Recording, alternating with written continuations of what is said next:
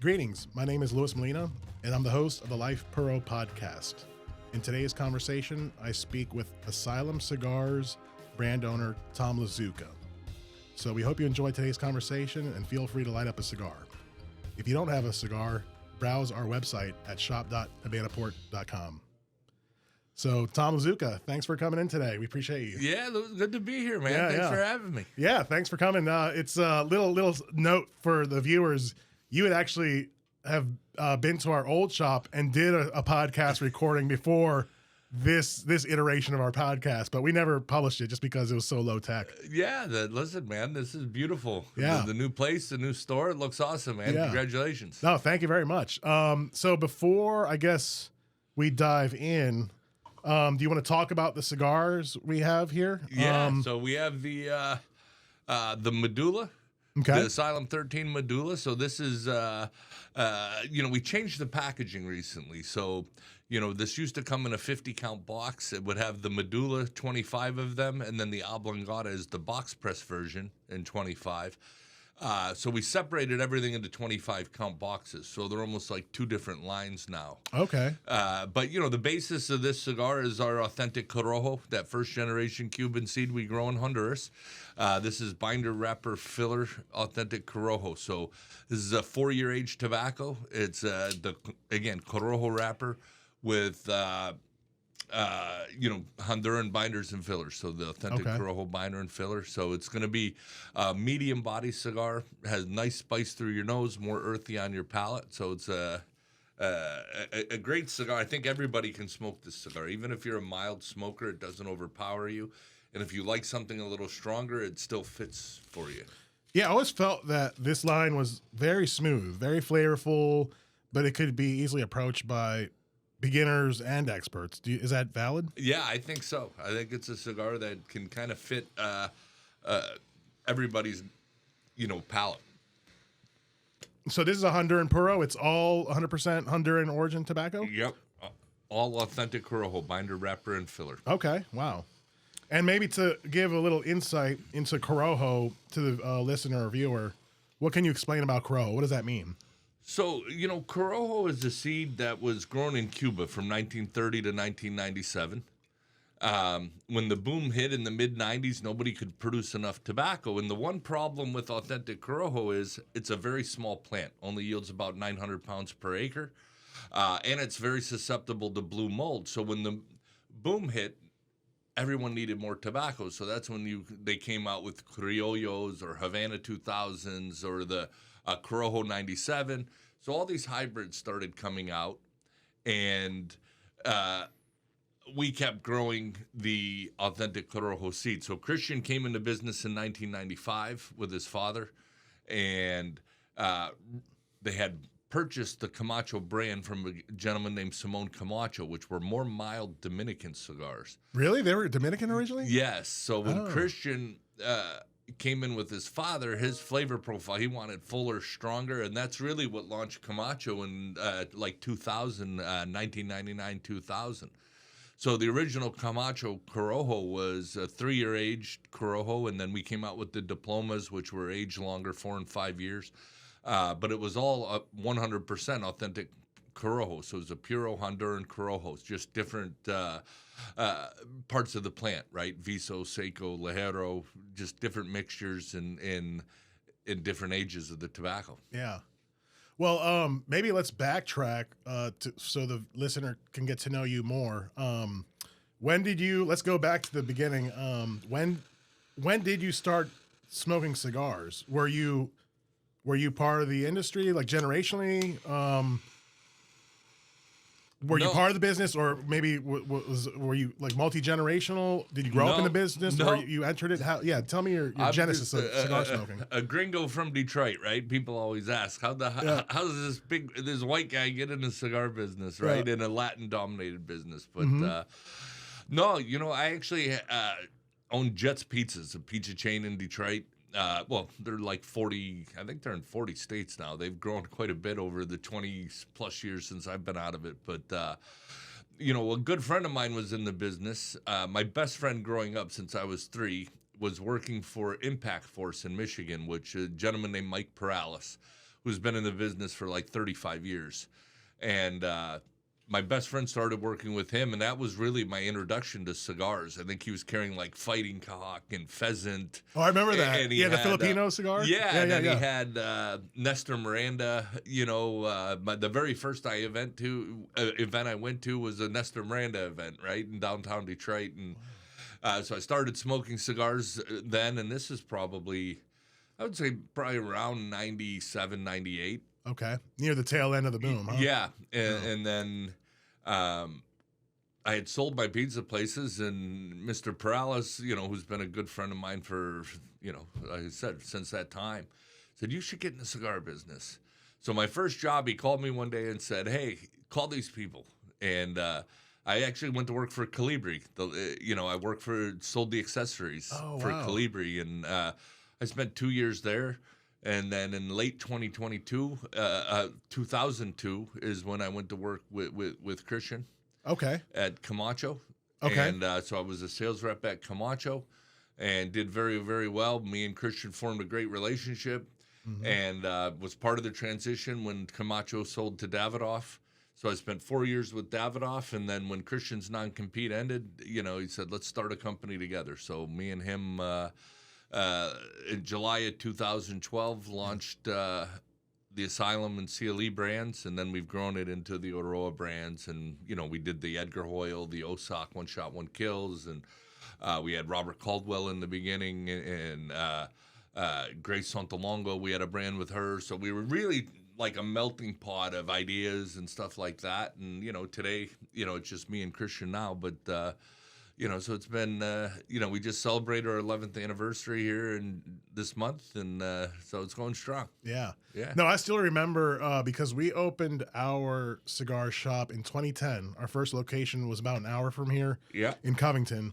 And I remember when, because we were still selling the Camacho, I guess, that would have been around the time when Davidoff bought up the brand, right? Yeah, they bought us in 2008.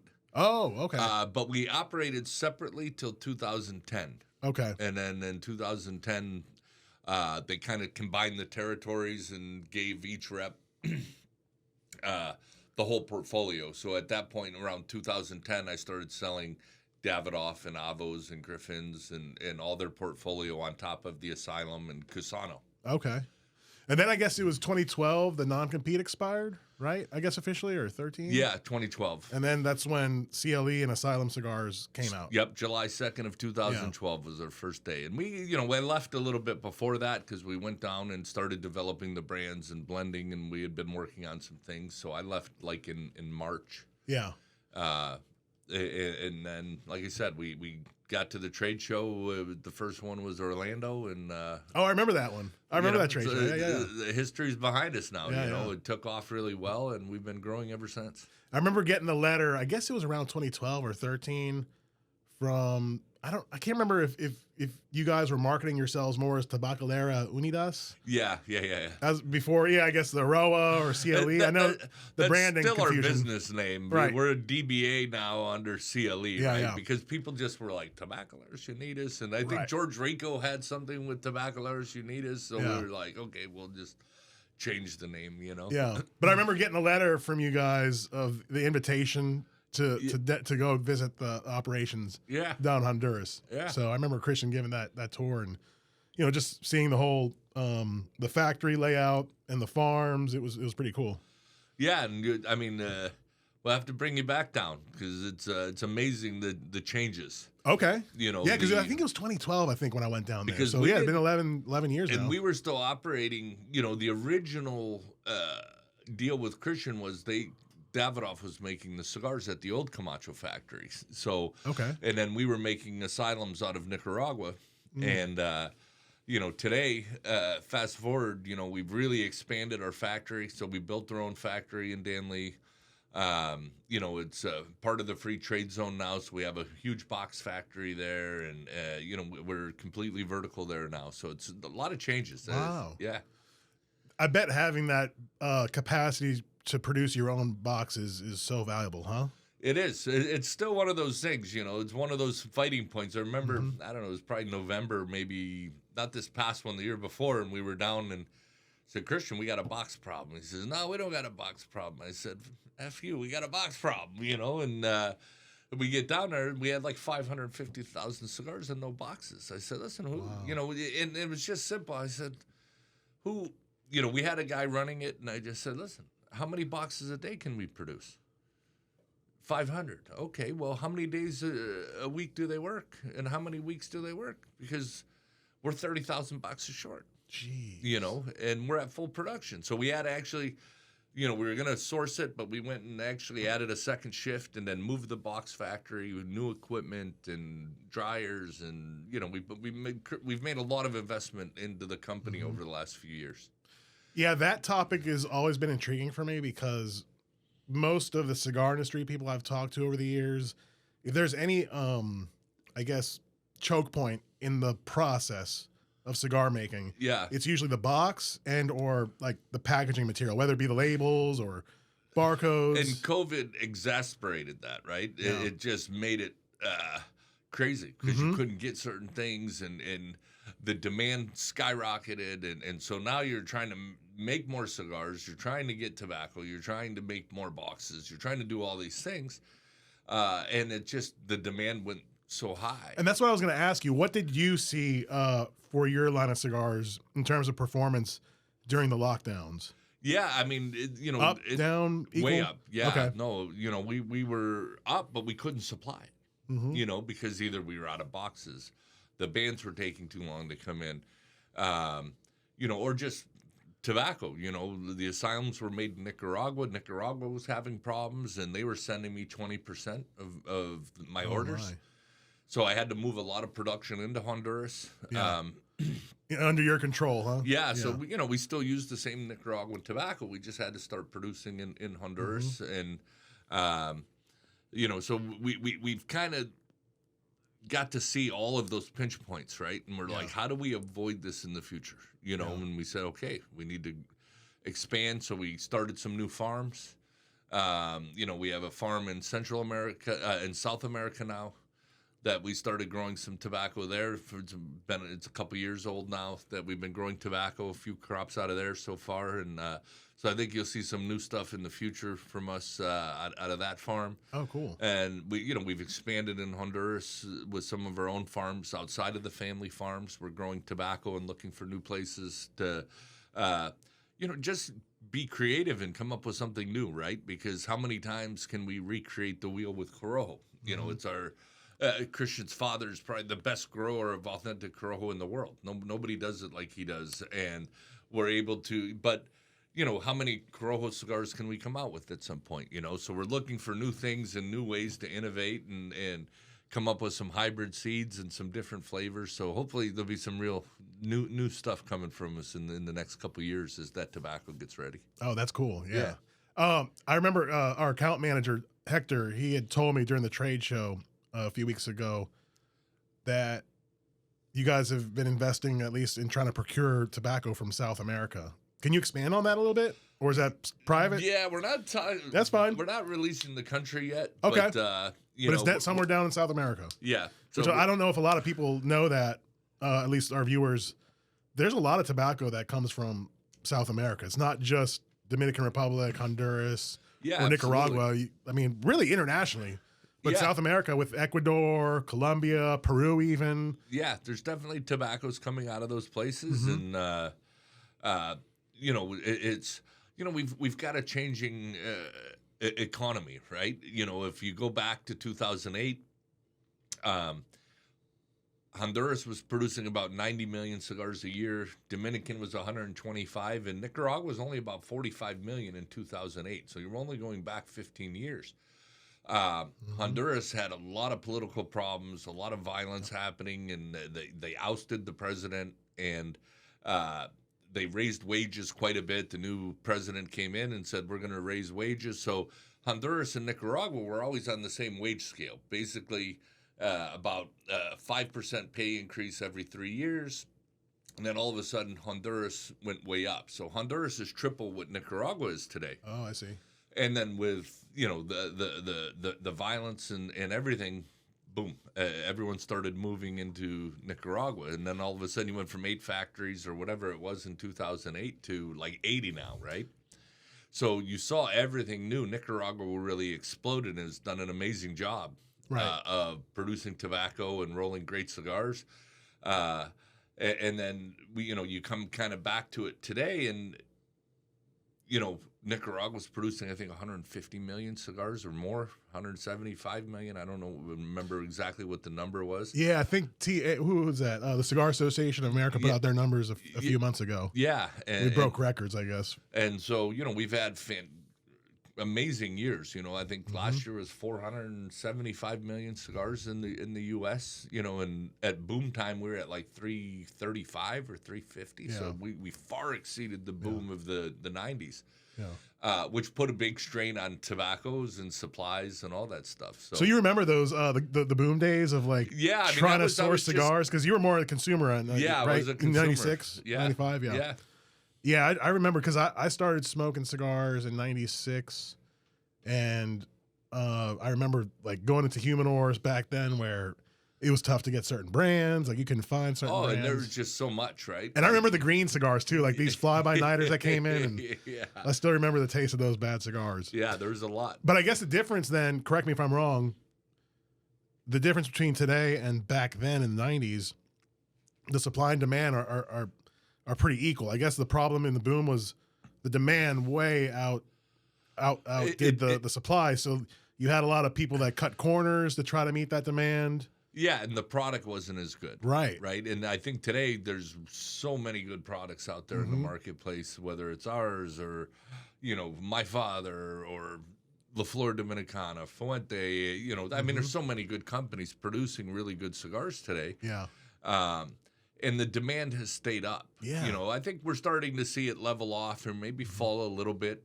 Obviously, I think inflation is playing a role in that. I think, my biggest scare is not the government or FDA. It's the rising cost of producing a cigar because the price keeps going up. So yeah, this past year, I've never seen the price increases as high as, Yeah, and that was not that everyone was trying to, make extra money. It was, the cost of goods. We're losing money. Yeah. Right. I mean, in the sense, our profitability went down, and I think we only did a 15 or 20 cents a cigar price increase. So you do the math at 60 cents a cigar, you're losing 40, 45 cents a cigar. Yeah, adds up in profit, but that's okay, right? I mean, it cycles out, and hopefully, we continue to be profitable and keep growing as a company, selling more cigars. So. Yeah, no, I think I don't fear, losing sales due to inflationary costs.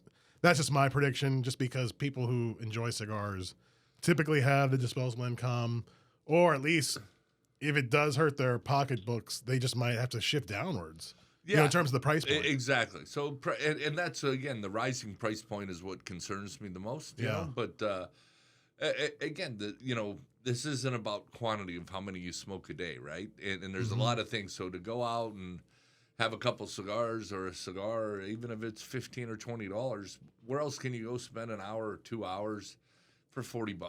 You know what I mean?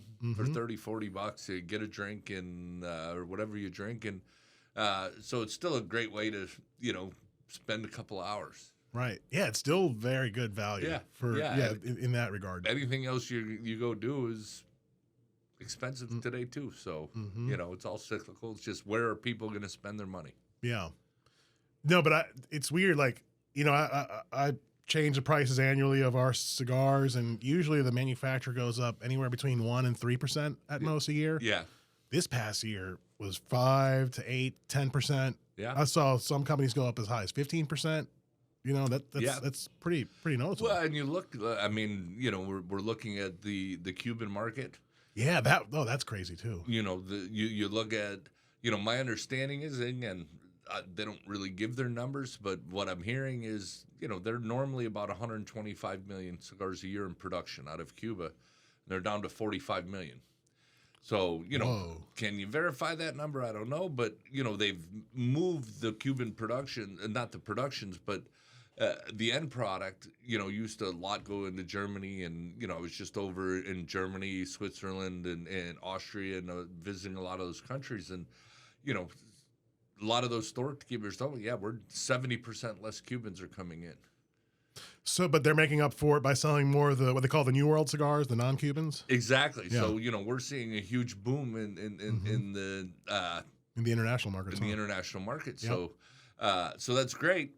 But again, we had to be prepared, right? Mm-hmm. And so I think Christian and our factories, and we got Rupert, our supply chain guy, have done a fantastic job of really getting the numbers down and making sure. We went into this show with the most inventory we've ever had. We still have inventory coming out of the show, and we've got some new product launches that are coming out hopefully in September, and so it's great to see that the European market's kind of changing because Cuba's sending everything to Asian markets now, and they doubled and tripled the prices. So it's skyrocketed some of these prices now. Huh? Yeah, so guys are getting 15 boxes a week if they're lucky over there, and so they have to fill the shelves. Yeah. So it's given us a great opportunity to go over and really introduce our products to a different consumer, a traditionally Cuban consumer. And some of the countries like the UK are still pretty Cuban-based and Davidoff-based, as Davidoff really has a great footprint in the European markets. But, I remember when we first started, my first trips over there, if we had 4 facings, we had a lot. And now you go in and I, visit, like last year I visited Romania and countries like that, Bulgaria, and, we've got 30, 40 facings in their stores now. Wow. So they're really getting behind our products, and it's been fantastic and a lot of fun to go over and see a real growing cigar culture in the European countries. So I'm assuming you guys attend the trade show over there in Munich, Intertabac? Yeah, do you do Dortmund, that? Intertabac. I'm sorry, Dortmund? Okay. Yeah. Yeah. How is that different from PCA's trade show in the US? Where PCA is very much retailer-based, Dortmund tends to be more. I mean, there are retailers that come. One of the problems is, they took the Sunday away, and Sunday was a big retail day because a lot of the shops are closed on Sunday. Oh. So if you're a German retailer, or France or Holland or the Netherlands, you can get down there fairly easy, a few hour car ride, and visit, and they don't have the Sunday day anymore. So I think they've kind of hurt the retail show by taking the Sunday out. Oh. But it's really more about expanding your distributors. Yeah, isn't that really the goal? Your cigar company is trying to target the distributors of each of these countries, right? Exactly. Yeah. So you're trying to find a distributor that'll distribute herself in new countries. So you meet people like you said. Lebanon, the Emirates, and Dubai and places like that are all new markets for us. Do they attend Intertabac, the Asian market? Or do they have their own trade show? I think they have their own trade show. I mean, we've got like a distributor from Hong Kong that comes and, that we work with there. And so you definitely get people from all over Africa, you name it. I mean, it's not just your traditional European markets. You're really seeing growth in the Eastern Bloc countries who, only been out of communism for 30 years, like 1989. When in Romania, which was a fantastic trip, and so it's fun seeing. I did Croatia and Albania this year, and seeing these cultures kind of develop into a Western civilization, more like non-communist, democratic society. You're definitely starting to see a nice cigar culture grow in those countries. Isn't that funny? How I guess, as a society or country develops maybe a little bit more peaceful or democratic, the cigar culture coincides with that? Yeah, absolutely. So it's a great thing, and I enjoy it, getting over there. So you're seeing more cigar participation from the international markets. Yeah. So you're having an insight into that. How can you compare or contrast the international market to the U.S.? Yeah, it's still very small. In the whole realm of things, it's still small. Yeah. Because But if you take basically, if you take the EU, it's the same size as the U.S. Maybe not in land mass. I never compared that. But in the amount of people, with the UK going out, it's about 350 million people.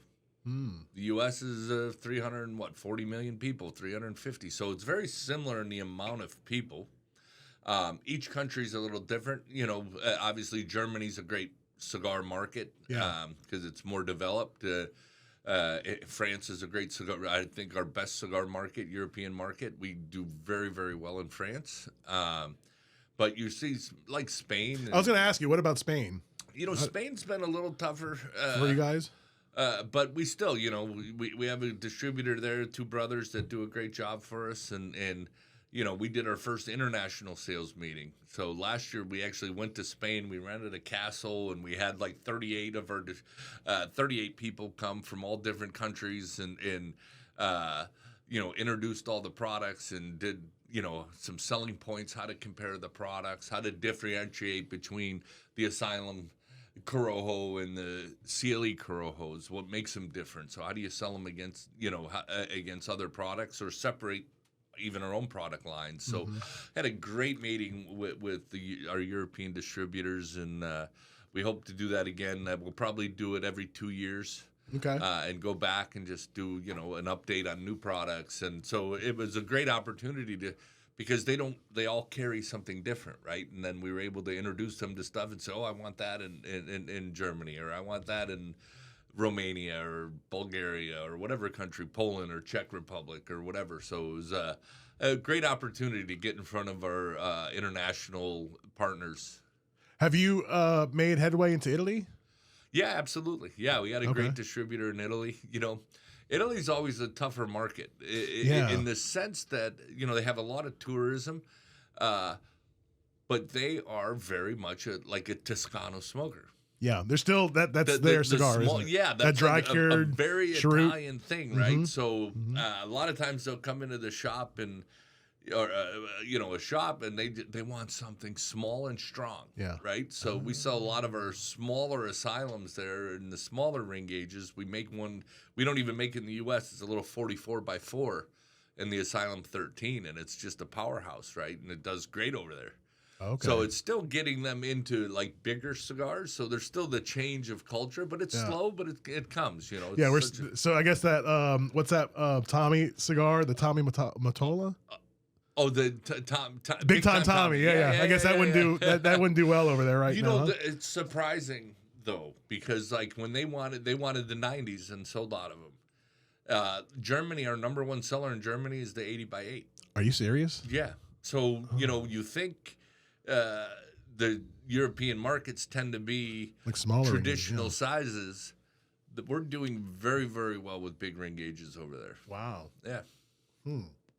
So when you were in Europe, you were just there, or I guess all your European trips, who has the best food for you?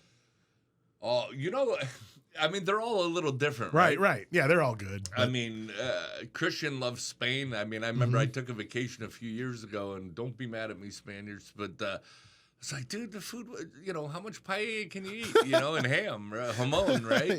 Yeah.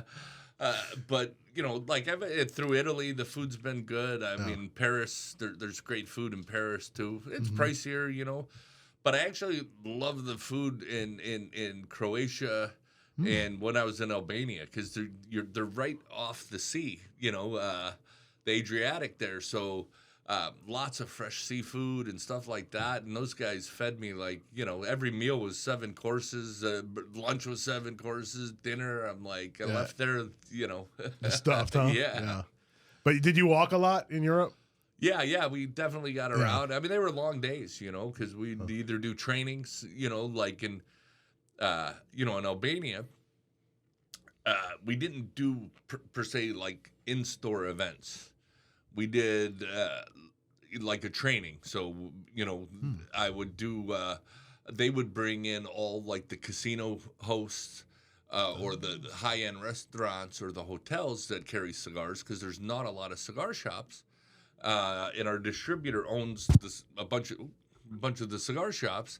And so they brought their people in. So I just, we did a conference room, and I just did a training on the cigars and the products, so they can go back and sell it into the, at the casino host and the restaurants and the really, higher end hotels. All are carrying our products there. So they all have, small humidors and, but have cigars available. So you're seeing that kind of grow there. So it was different. And then we would do just nights at like a restaurant and a bar, and they would bring in their customers who sell the cigars for them. Yeah. So a little different approach, but it's just, it's so new to them. So it was great to really train their staff and the people who will be selling the cigars in those different venues. So you would say that the American market, in terms of the amount of cigar shops, like what we think of as traditional cigar shops, the density is higher in the U.S. compared to like European countries? Way higher. Because, unfortunately... Yeah, the culture is different there, huh? Yeah, unfortunately for the EU, basically whatever the World Health Organization says goes, right? Yeah. And so it gets blanketed through, kind of like the U.S., right? If we have the FDA makes a rule, it goes through all 50 states. Well, it's basically like they're a bunch of states, right? Whatever, 35 or 34 partners in the EU. And so when they really don't have a way to fight it, because I was like, how? And they're like, well, when they pass it, there's really no way for us to get to it because we're separate countries. We're not a group of states. We're a group of countries. So it's a little bit harder for them to kind of combat the World Health Organization and what these people are putting through there, because, in the U.S., fortunately enough, we can go to court and we can fight it through the federal courts and the district courts or maybe even to the Supreme Court someday. But as a country, representing the 50 states where they have the 34 or whatever, don't quote me on that number, but countries that are in the European Union.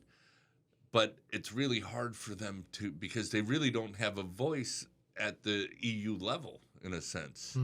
So it's, they're always baffled, they're like, you guys fight for it. They love it.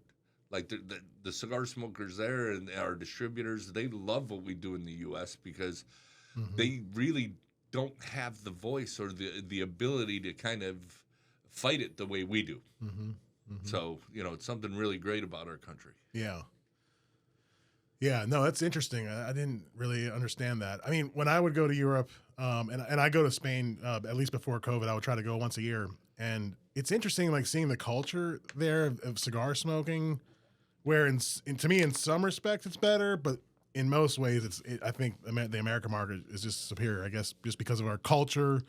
Yeah, it's just more intertwined with cigars and tobacco. And today we have so many, cigar bars and opportunities to go have where, a lot of the places aren't like that in Europe. And Germany has some really nice shops. I did some events there, and, they were great. I mean, beautiful stores that are Habano stores, but they have a humidor for Habanos, and then they have a separate humidor for the New World cigars, or, like our stuff. Yeah. And, so we had great events where you just have 20, 25 guys come in and sample 3 cigars through the night, have a rum or a scotch or a drink to pair with it, and really get that one-on-one with a small group of people. Yeah. So sometimes the events are very different in that sense, right? Because they come in and they bought the 3-pack and and we're there to give them the education on our products and what our company does and what we're about. So it's a great opportunity to really get in front of smokers who might have never tried our stuff. Yeah. Yeah, that's a good strategy. So you're going a little bit more, I guess, smaller audience, but you're more engaging with them. Yeah, very build much. That loyalty. Yeah, so it can be pretty effective. Yeah. So you're just getting back out on the road. Yeah, sorry we missed you at the PCA. Yeah, man, the first one in like 20 years. So had a little health scare there, and was diagnosed with type 2 diabetes. So changing my diet and. Like I said, spent a few days, 4 days in the ICU, and got my blood sugar straightened out and new diet, and so this is my first trip back out on the road in 3 weeks. So no, we're glad you're out here. yeah, it's good to be here. Just don't fall for the food here. I mean, that'll set you back. Yeah, just keep it healthy. The Cajun food is not very good for you health wise, but tasty. Yeah. Very tasty. Yeah. So hopefully you'll be back on the road and promoting Asylum. I mean, I'm excited for some of these new lines coming out. Can you expand on some of these? So we really kind of how it started was with Deadwood Tobacco and doing a line for Deadwood, a non-traditional line, and we had all this ready to kind of go, and then there's some trademark issues that are getting worked out, and so we kind of had to step away from the Deadwood side and till that gets figured out, and so we launched the Asylum 867. So we have 3 different blends of the 867. We have the Auntie, the Zero, and the Midnight Oil coming out, and then we also kind of went into the with a new product called the Cool Brew, which is our kind of Java mint style. Yeah, I saw that at the trade show. So, we placed our order, so we're waiting for that one. Yeah, that looks interesting. September, fantastic. I mean, okay. Oh my God, I had to smoke so many of those things, and I'm not really a flavored guy, right? In that sense, but they, we sat down and hammered them out, and they came out really good. I'm really excited for that product to come out. People were very excited about it. So this 867 and the Cool Brew, these will represent the first, I guess, non-traditional cigar blends from Asylum? Yeah, other than in size, right? Because maybe we're not so traditional in size. But, in terms of the blend, though, yeah. It'll be, more of that aromatic style. Yep. Yeah. I'm excited about that Cool Brew because it's weird. Like, you don't see enough, and this is for the flavored fans, I don't see enough of that mint flavor profile other than, like, the Java mint you mentioned. So, and you would think that there would be more mint flavored cigars. It's very chocolatey on the aroma. So chocolate and mint profile? Very has, the notes, the smell. The pre-light smell is very sweet and cocoa. And then when you get into it, you get more of the mint in sweetness. So, it came out really good. Yeah, I'm excited. So it'll be September dropping. So hopefully, we'll get these soon. Yeah. So you mentioned that the other non-traditional component of, I guess, the Asylum brand, the image, is the size and the format. Yeah, for sure. Who came up with that? Who was the impetus of that? Is that you or Christian or someone else? No, it was 100% me. Because Christian thought it was the worst idea on the planet, right? And he said, I'm going to make him just to say I told you so. And here we are 11 years later, and, our number one selling SKU is 770. Wow. So, we weren't the first company in the market with them. There were people who had them. I think, Nick at Perdomo had the Immenso years ago. It was kind of before its time, I guess. That's what I would say. He was ahead of his time, way ahead of his time with that 70 ring gauge. Yeah, and it just didn't take off. Yeah, and there were a couple companies that had them in the marketplace already, like Grand Habanos and JFR had them in the marketplace. But I was just they were always empty. And I just said, I'm going to supply it. And that's the real difference. We made a great cigar at a fair price and supplied it. And it really, really took off for us. So, it's kind of the curse and the blessing at the same time because when you think of Asylum now, people think big ring gauge right away. But they forget we make a Lancero. They forget we make a Robusto. We have traditional sizes, but they just tend to, sell big ones, Well, and I had a chance to try a Lancero format. I forget which blend it was, but I thought, man, these were fantastic. Yeah, we just did in the Asylum. We did the Nicaraguan and we did the Ogre. Okay. Which are still available now. Yeah, and to explain to people, what's the Ogre about? So the Ogre is funny because that was actually a cigar I made the first time with a friend of mine named Darren Hildebrand, and he has a brand called Great Lakes Cigars.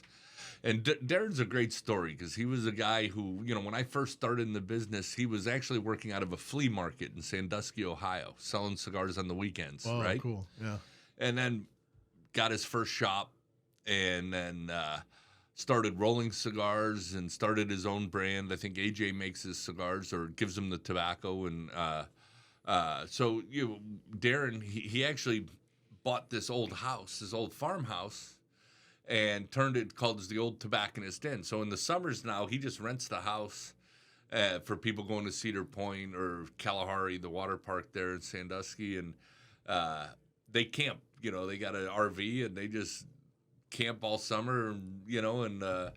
But I would always stay at his house, and we'd sit in his barn, and he'd be like, he actually more showed me how to roll cigars than anybody, right? Even going down to the factory all these years, and we just sit and make cigars because he'd have a bunch of different tobaccos. And when we first sat down, it was me and him. We kind of put that together. And then one day I was a friend of mine who his name's Ron English, and he coached at University of Michigan and USC, and he's been all over throughout the years. But I used to do a charity thing with the University of Michigan all the time, and then he got the head coaching job at Eastern Michigan, and we always made the Liberty for him.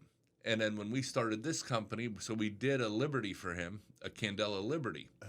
So when we started this company, he said, Tom, I want you to make it for us.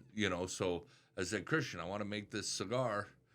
And then I remember, I can tell you, we were at Tony Bellato's store, Havana House in Niles. And we did an event there, and we were just sitting around having beers or drinks after the event. And, I told Christian, he's like, let's just make it a line and introduce it. And that's how the Ogre started. So the original ones, because I said, just make me, I need like 10 boxes of 770s. And then we did the Eastern Michigan logo, and they were really, nice boxes, and we would raffle them at their golf outing to raise money for the program. And so it was a funny story, because Coach Ron is at Louisville now, and he was at Purdue before that, and Florida. He's been all over the world, in the football world. And so he's always recruiting down in Miami. So he comes by the office, and, I sent him away with some cigars, and he came into the office one day, and Christian was there. I was, wherever on the road, and they went to lunch, and he was telling Ron, and Ron's like, listen, I thought Tom just told me that to make me feel good, that you actually made this for me. I thought he was just pulling my leg. And it's like, no, it actually started with making it for Eastern Michigan, because their colors are green and white and black, And so he was blown away that that's how it really started. It was really just a cigar I made with Darren in a barn, and then I took that to Nicaragua and made it. And then really it was just going to be made for Ron. And then Christian's like, dude, let's just come out with the Ogre or the Shrek. And we're like, okay, we'll probably get sued for that one, right? So, so it's funny how the ideas come together that easy sometimes, you know? And is that one of your top sellers? It is. It's been a very, very good seller since we've launched that cigar. What's the best-selling Asylum line right now? The Nicaragua. The original the classic, line. Yeah, I love that. Yeah, that's our number one. Now, what is your favorite Asylum? If you had to I know they're all probably your favorite, but if you had to choose one. Yeah, I mean the Medulla. Know, anything with our authentic Corojo. I was brought into the industry on that tobacco. So, if I was going to smoke something, it's going to be the authentic Corojo from our farms. I remember the dark natural designation on the Camacho Corojo, the old Camacho Corojos. Yeah. Yeah, I remember those. There was, I think at the beginning he must have had like 8 different variations, and it was just super confusing. So then it went to dark natural. But I remember the dark natural, like some boxes we would order Camacho Corojo. This is when the Aroas owned it. And some boxes had the dark natural sticker. Yeah. And like as a retailer, I was a nerd about that. Like, I want these, the dark naturals. It's funny. Like even when I was on the road as a sales rep during the Camacho days, I had a customer in Newcastle, Pennsylvania, Randy at Clafters. Okay. And he has some stores, but he has a distribution company. Yeah, I've heard of Clafters. Yeah. Great people there. And he just had stuff, right, like in his warehouse.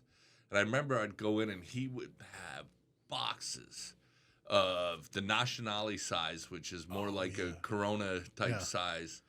and he must have had like 15 boxes of dark naturals. Oh, in there, no. right? What? That, the packaging was changed. Everything was different. We didn't even do the dark naturals anymore. So every time I'd go in, I'd buy a box and just give them out as I was on the road and smoke it. They were so good, man. Oh, I bet they smoked fantastic. Yeah, they were amazing. How old would those have been when you were buying them from him? Well, they were still fairly, again, that brand launched in 2000, like end of 99, 2000. And so this probably would have been 2007, 2008, because I think we changed the packaging in 06, if I'm correct. Yeah. So it was like 06, 07. So, they were 6 years old on top of the 3 years of aging they already had. So before they came to market. So, they were amazing. Another throwback. I'm sure you remember and I thought this was a brilliant concept at the time. The Camacho by La Flor Dominicana and the La Flor Dominicana. The face-off series. Yeah, the face-offs. Yeah. Yeah, I love those. We series. keep talking. I talk to Carney all the time, right? Because Carney's one of my favorite people in the business. And, we always talk, tell Lito, let's do it again. I loved it. Do it again. I love that concept. That was awesome. Yeah. So who knows? Maybe we'll get Lito to do it again. So to give insight to people who maybe don't know what we're talking about, there was a year where Christian gave some of his leaf to Lito. Yeah. Lito gave some of his leaf to Christian, and they had to come up with a blend. Yes. So there was a Camacho by La Flor. Yep. And the La Flor by Camacho. Correct. Yeah. Yeah. I always try to, anytime I visit a shop around the country, I'm always, seeing if they have any, but I'm sure they're all pretty much gone. The face-off series. Yeah. I thought that was a brilliant concept. And, you have, a crossover, right? Like two different well-known companies coming together and doing this project. It was fun. It gave good exposure to both companies. Yeah. Yeah, because I guess back then, even La Flor wasn't... It was more mild. I think we changed Lito. Oh, okay. Yeah. But I just remember, La Flor wasn't as well known. It was still very boutique back then. Yeah. Even more so than today. Yeah, for sure. But I just thought that was a cool concept. So I'm always looking for these face-offs in the wild, but I'm sure they're pretty much all gone. Yeah, I haven't seen one in forever. Yeah.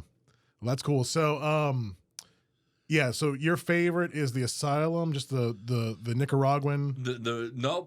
My go-to is you said the Medulla. Yeah. Natural and your Maduro. bestseller is your Asylum Nicaragua. Yeah, okay. Correct. Okay.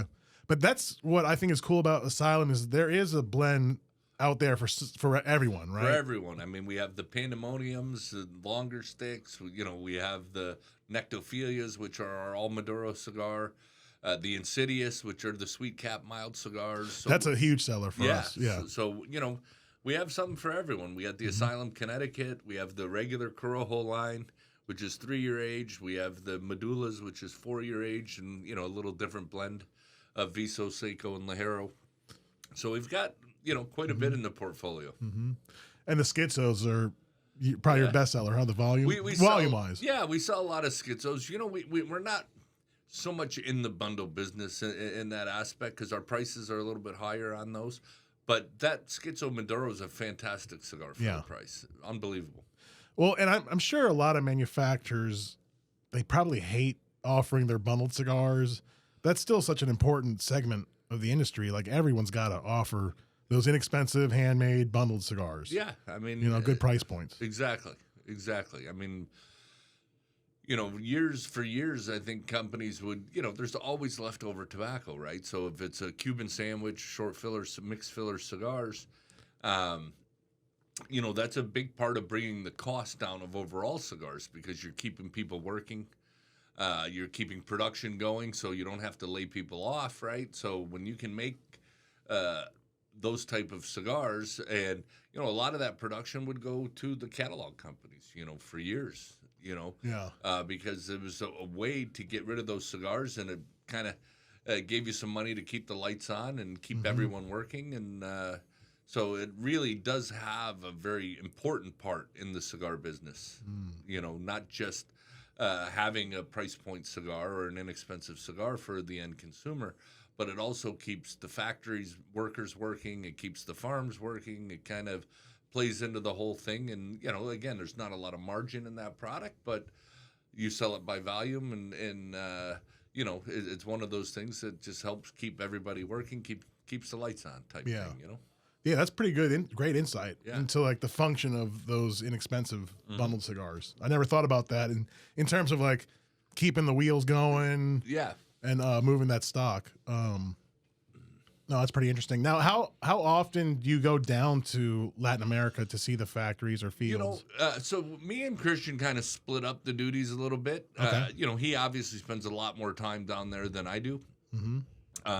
He does a lot of the blending and things like that. And, on the asylums, I usually go down when the tobacco's growing, right? So September, October, November, December, January, February. So I usually go down 3 or 4 times a year and work on new projects with Christian, or if I can't be there, because I run the sales. Okay. So my job is sales and marketing, and so I'm on the road quite a bit. So yeah, you're more on the road. Yeah. Then, So he, and Christian's on the road too, but he'll be there. Yeah. Making sure the blends are ready and the factory's doing everything it needs to do. Yeah. So it kind of, it's a good partnership. It kind of splits it up, and we kind of break up the duties, and so I can yell at him for stuff, and he yells at me for stuff. We're good. Yeah. Now, when you go down to Honduras, do you fly with Christian? I love looking at Christian's Instagram video of him flying and landing the plane. Yeah. If people don't know, he has a pilot's license. He's a commercial pilot license, and so he's always had a passion for flying, and so we get out. Yeah, I fly with him all the time on it. You don't get scared when he's flying? No, he's fantastic. He takes it very seriously, and so I've never had a bad flight with him. Yeah, no, all joking aside, like watching those videos, like you could tell he's just a professional about it. And he loves it. So, it gets up there. He always tries to, he's like, why don't you take the classes and learn to fly? I said, listen, I want to get to point A to point B with the least amount of stress in my life. So I'll just sit in the back. Yeah. And then he'll say, well, you're just too fat to sit in the front. Yeah. Which is true, because it's hard to get in that thing. I got to be a contortionist to get in the seat. But what is he flying? What? It is. I think it's a Citation 2. Okay. Yeah, I don't know that world. Yeah. So for years, we had a King Air for years, which was a twin turbo prop Super 90, fantastic plane. Could take a lot of weight, but just slow, like 240 knots an hour, and you can only get so high, maybe 24,000 feet. Where with the newer plane, it goes up to 34,000 feet, and flies at 400 or 500 miles an hour. Has longer distance, I'm assuming. Yeah, the fuel burns a little different, but so I think our max is about 1,400 miles in that plane, depending on weight and temperature and the different things that go into it. But so it's a lot of fun. Yeah, he'll text me. He says, "Hey Tom," he'll send me pictures one day, and he was getting it painted, so now it's all black, and it has like the Asylum skull blowing on the tail and stuff. Way. It looks really cool. But he says, but I always laugh because he'll say, Tom. He's like, he sent me pictures, and I said, "Oh, you got your plane painted?" He goes, "What do you mean, my plane? It's our plane." I said, "No, I'm flying on Delta or American every day, brother. You're flying private." Is he always flying? Like if he's traveling around the U.S., is he always flying? Not all. I mean, a lot of times he'll fly commercial too. It just depends. Okay. Sometimes if you got a group of people, it makes sense, or just for timing. Right. Well, that's what I would think. If you got to get in and out, it's fantastic, right? Because you just sets his flight plan. Rental cars on the runway, so it's a great thing. A lot of people I know sometimes think it's they're like, oh, we should charge us less for cigars and not be flying in a plane around, right? But it's not like that. The plane isn't for an ego thing. It actually really serves a purpose, and it's not a big jet. It doesn't burn tons of fuel. So in certain instances, it really makes more sense. It saves the company money to do it, and so, it's a great advantage, man. It really is. I mean, I remember at Camacho, we used to do blitzes. So 4 or 5 of us, 6 of us would get into the plane, and we'd fly into, let's say, Houston. And we'd each have a rental car with a group of accounts, and drive out, see 5 or 6 accounts on the way out and back. So we would hit we could hit 35 accounts or 40 accounts in one day. Whoa. And then we'd come back, we'd jump in the plane, fly to Dallas, right? And then at night we'd all have dinner and then come back and set the routes, and we'd all make fun of the guy who couldn't sell shit, and give guys a hard time because we're like, oh, I did really well, and this guy's like, I didn't sell so much, But so it was really good camaraderie. Right. It was a great way to do it, and we still do that some days now. Not quite the same as back in the day, but. It's a great way to really hit a lot of the country very quickly. Mm-hmm. We originally started that. That was, before I was with the company. Christian did it when, we didn't have a full sales force yet, and then right before S-Chip we did it. I think I spent more time that year in other people's territory than my own, just going out and trying to get those sales before the S-Chip. Yeah. That 40 cents a cigar kicked in and getting them out there. So we blitzed, every week. Wow. I probably spent 3 months every other week just hitting different parts of the country and renting a car and drive in, drive out, next city, next day. We'd fly to that city and then do it again the next day. And I'm sure your accountant probably looked at the cost of that strategy versus if you had to hit the same amount of shops in traditional ways, with the amount of sales reps, sleeping in the hotels, renting the car, food, you probably almost saved. And I guess the key is because Christian was the pilot. You didn't have to pay a pilot. Yeah, and a lot of times he has another pilot with us too, right? We don't always fly together, because, it's just like him. Him and his wife a lot of times take separate flights just because of something did happen. That's a strategy that both of us had an accident in the plane, there'd be no one left to, what happens to the company. So we don't know. I mean, we do once in a while, but it's definitely in our thought process all the time. So that's why I'm on commercial and he's flying around. Well, that's actually a very valid consideration. I remember talking to Carlito years ago. That's how him and his father would actually travel separately because, God forbid, I know it's morbid, but you got to, have a backup plan. What if one plane goes down and takes all the principles of a company down? You got to spread the risk, right? Yeah, because there's a lot of people's livelihoods at stake. Our salespeople, our inner office people, warehouse, the farm workers, the people rolling the cigars, sorting. So there's a lot of jobs at stake if something was to happen to both of us. So we don't fly together a ton. Yeah. Because of that. Oh. But we do on occasion. If we're going to Honduras, we'll jump in and do that. But sometimes I fly separate commercial too. You know?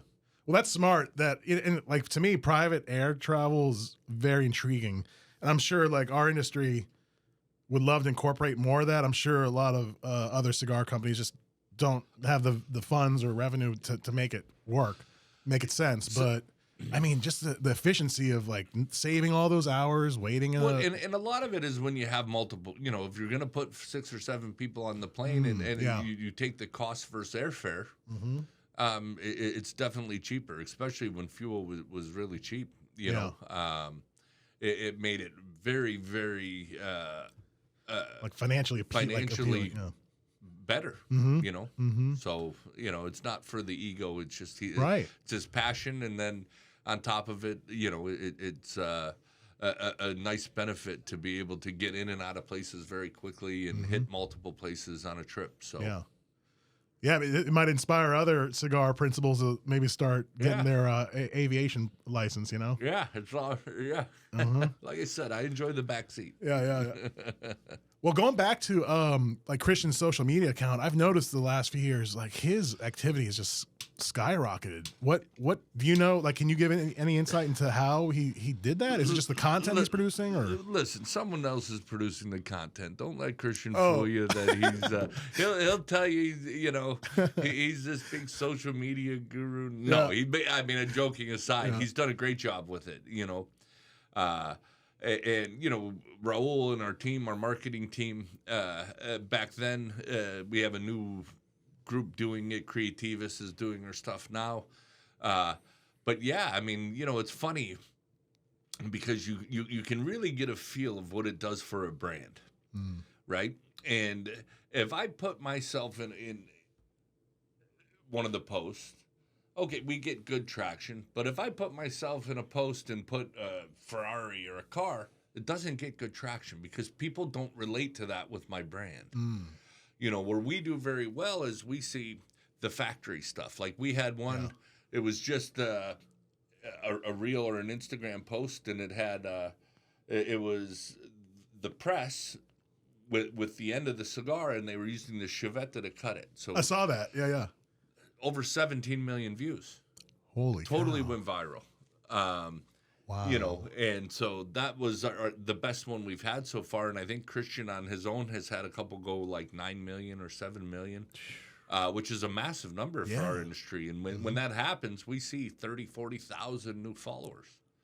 Whoa. So, you know, just getting something that people maybe don't understand, they want to learn about. And so when it's just a cigar or a picture of me, you know, listen, for me, I don't, you know, I got a face for radio per se, right? So I don't so much worry about putting myself out there. I should be better at social media, but for myself, it's just not who I am, right? It's not in my core to take pictures of myself every day and post.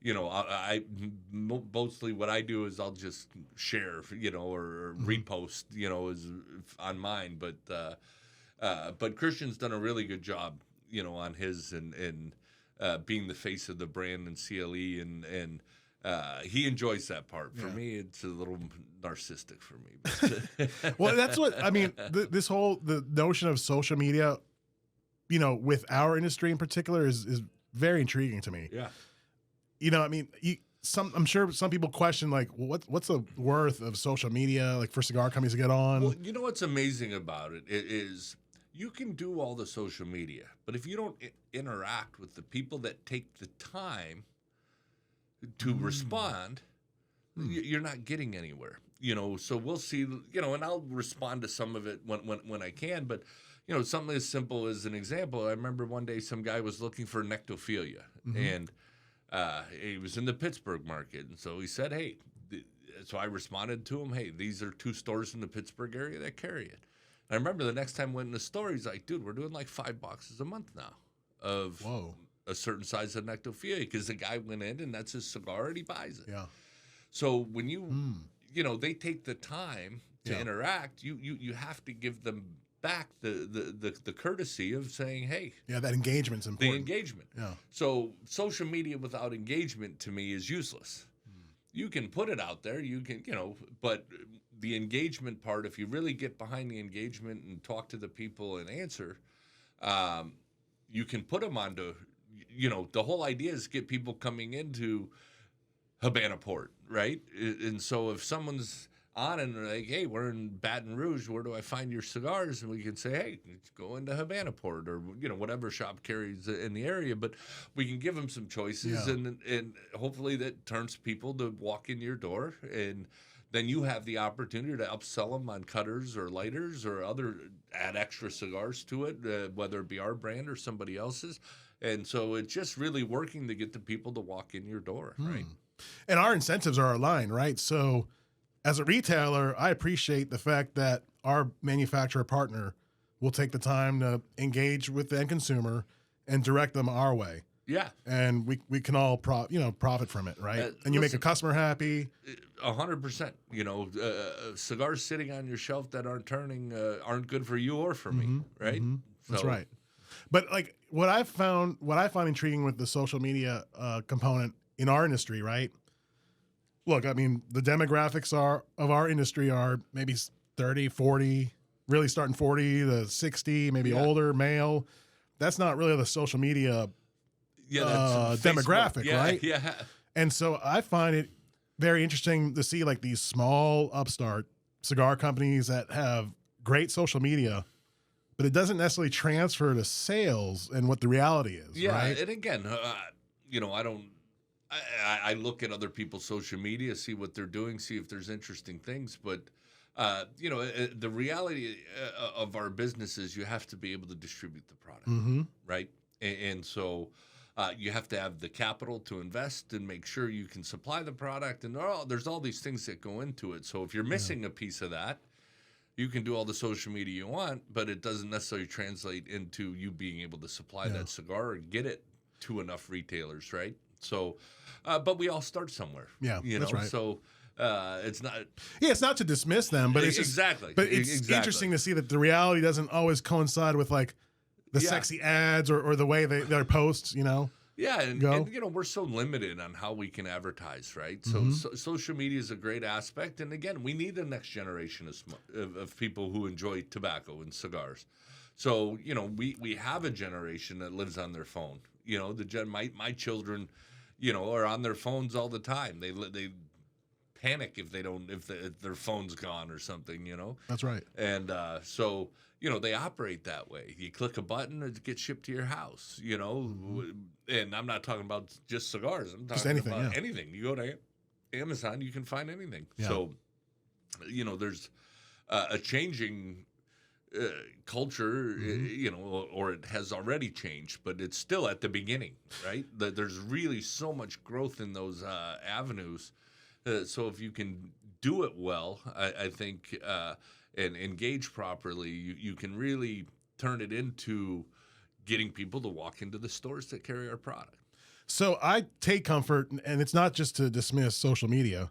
It might not be, I guess, effective right now, but you are laying the groundwork for the next generation of cigar clients, right? These 20-year-olds might not care about your brand now, but if maybe they remember that reel, that short, that Christian distributed, when they are in their 40s or 50s, ready to enter the cigar world, they'll have you in the top of mind. And we're seeing younger people, we're seeing younger people enjoying cigars, and the boom I think created a lot of that, and I think this new generation really enjoys experience, so they want to try things. Maybe they don't smoke cigars every day or every week, but they go, hey, we're going to go in, we're going to try a really nice bourbon or scotch or tequila and have a cigar. Yeah. And price point isn't the issue. They just don't do it all the time. Right. And, we have to kind of grow with the times, right?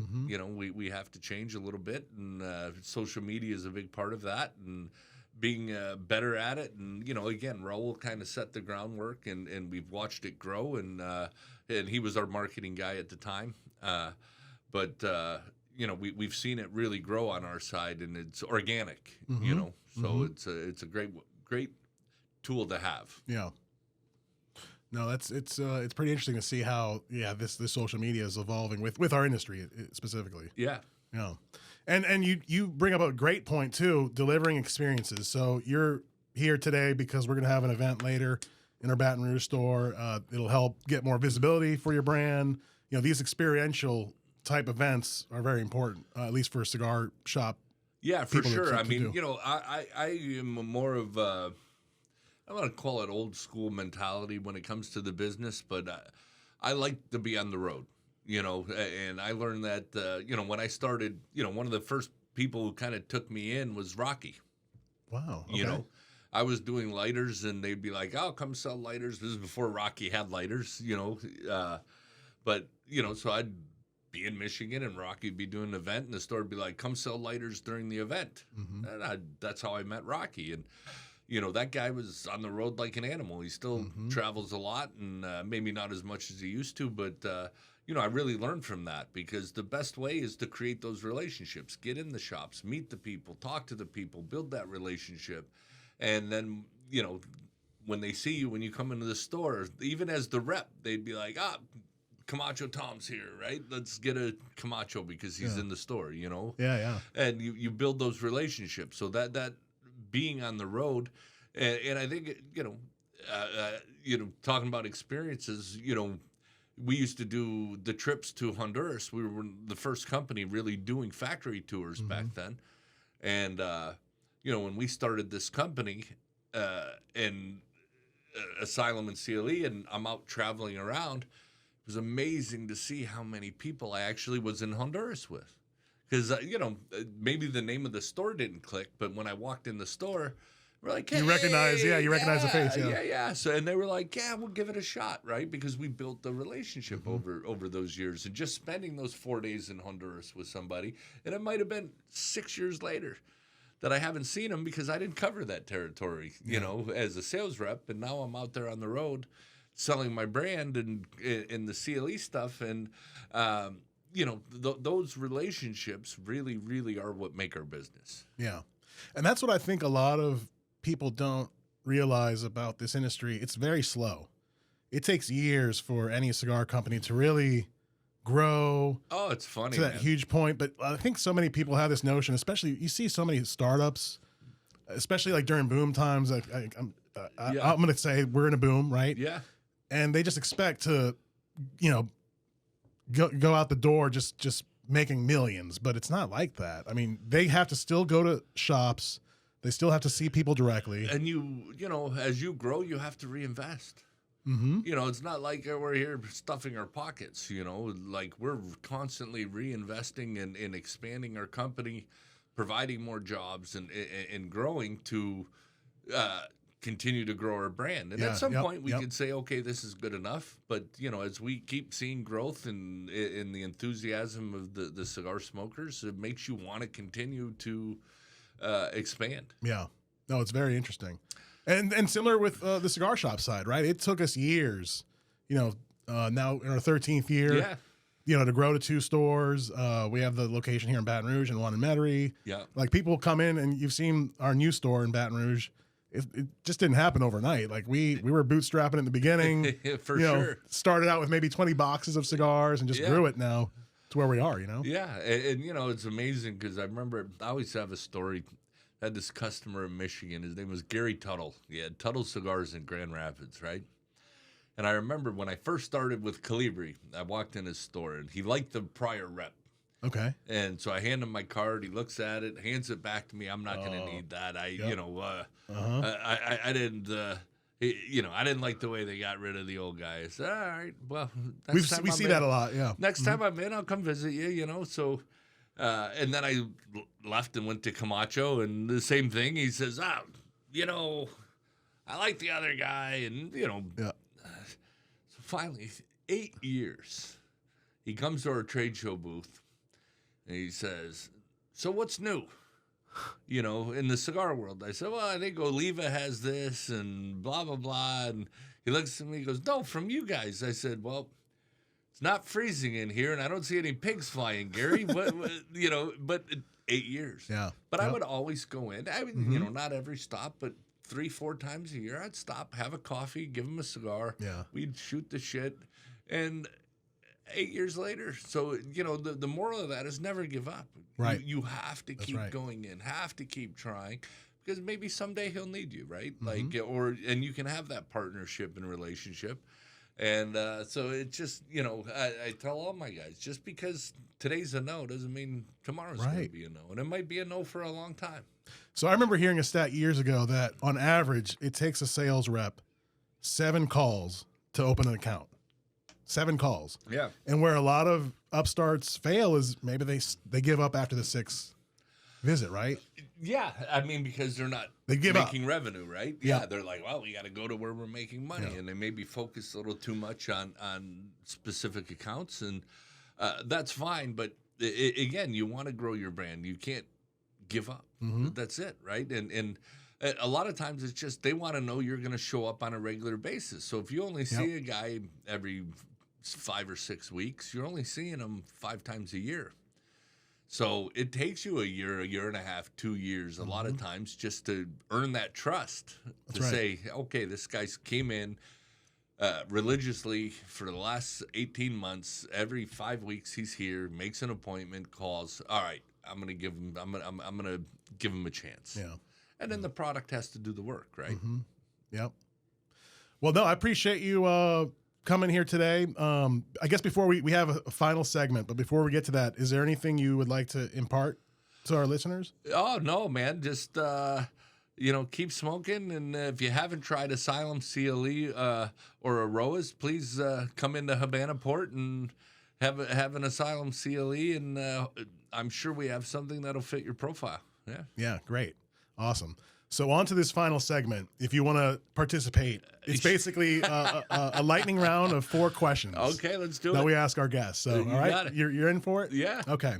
All right, so we call it the final puff. So the first question, Number 1, Tabasco or Crystal or another hot sauce? Because I know you're not from Louisiana. I actually use a Louisiana hot sauce. It's called Louisiana hot sauce. And I'm familiar with it. I normally use that at home. Yeah. The yellow and kind of reddish color. Yeah. Scheme. Yeah. And I do my wings at home with that and stuff like that. Yeah. Nice. Okay. Number 2, what is your favorite vacation destination? Oh man, that's a tough one. But so far in my travels on vacation, the south of Spain. Okay. Absolutely loved it. Andalusia. Yeah. Ronda. If you haven't, I've always wanted to go to Ronda. Yeah.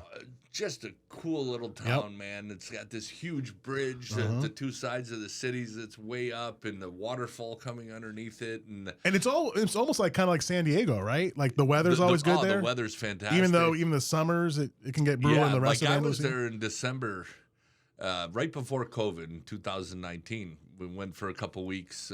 Me and Tina, my fiance, we went there, and we started off in what town? Seville. Sevilla, right? And went from Sevilla down to Cordoba. Okay. And then Cordoba, we went to Ronda, and Ronda to Malaga. Oh, I love Malaga. Yeah. To Granada. Yep, Granada. Yep. To Alhambra there, and then back over to Sevilla for another day or two, and then to Madrid. So, fantastic trip. Did you go to the Real Fabrica in Seville? I walked past it. Yeah. People, it's a university now, but that was the original cigar factory in Spain, the Royal Cigar Factory. Yeah. We went right past it. Yeah. The first time I went there, I remember like going to the property. And they have the gate, and they have just a little sign that has a Fabrica Real tile sign. Yeah. But then I walked in there, but you wouldn't know that it was a cigar factory. It's just a university now. And I always wonder, like, how do the students really know, like, the origins of this building they're in? Yeah, we went into it the same way. It was pretty cool. Yeah. Well, that's cool. All right, number 3, the ideal person you would want to smoke a cigar with, alive or deceased. Oh man, I think I've been asked this before. But, I think it would be, my grandfather. Okay. Because, I could name a celebrity or somebody else or Winston Churchill or something, which would be fantastic. But I would much rather have the time with, my mom's dad passed away when he was 51, and he would smoke a pipe. And never really seen him smoke cigars, but he always, that tobacco, the aromatic, and always stuck with me through my life. So if I could really go back, he passed away when I was 10, would be to, just have one with my old grandpa, That's awesome. And the final question, what is your desert island cigar? Yeah, it could be your portfolio or any brand. The authentic Corojo. It doesn't matter whether I make it, Christian's dad makes it, Christian makes it. It's just the tobacco from our farm in Honduras, that authentic Corojo. And if you had to stereotype the flavor profile of Corojo, how would you describe it? I would describe it as an earthy tobacco. The more aged, the smoother it gets. So it tends to kind of start a little, like if it's 3-year aged, it'll be a little more throaty. Okay. A little fuller, lots of spice and pepper through your nose, but very easy on your palate. And I like a cigar that makes me salivate compared to dry my mouth, so it's always done that. It just has this earthiness, some sweetness to it. And then when you kind of go retrohale, you kind of feel the body and the spice of it.